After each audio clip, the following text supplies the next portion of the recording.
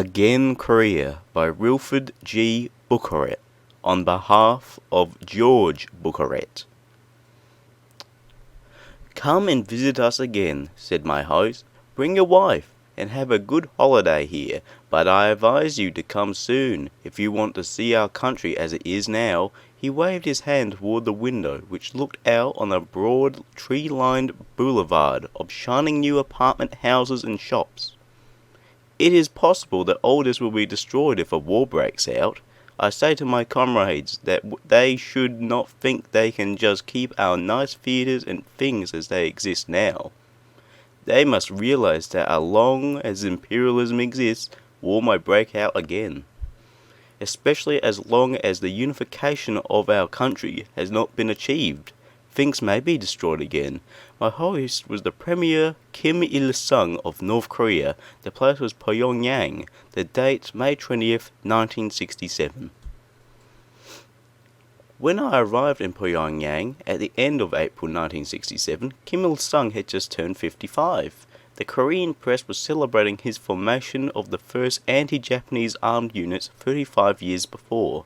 At 55, this veteran revolutionary leader, still a young man of exceptional mental and physical vigor, whose experience as a practical leader that few world statesmen can rival.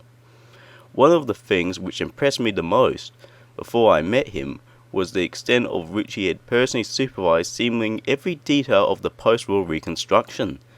I had visited a dozen or so factories and farms, and to each of these places Kim Il-sung had come, not just once, but many times, to see how things were going, to study conditions on spot, to discuss with workers and peasants and learn of their problems as the first step towards solving them.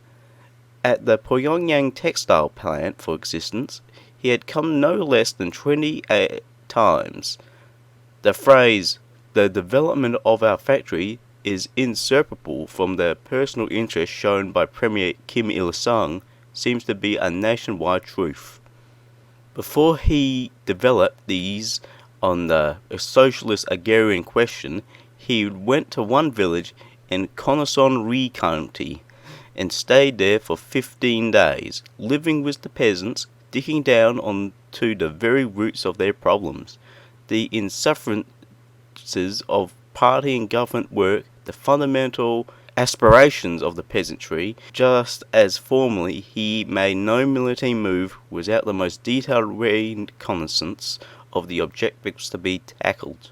Bureaucrats are an anthem to Kim Il-sung. He has waged vigorous campaigns to rid party and government of that style of work acquired, as he once told leading party officials, because all that many of our comrades had seen and learned was the working method of Japanese imperialist officials.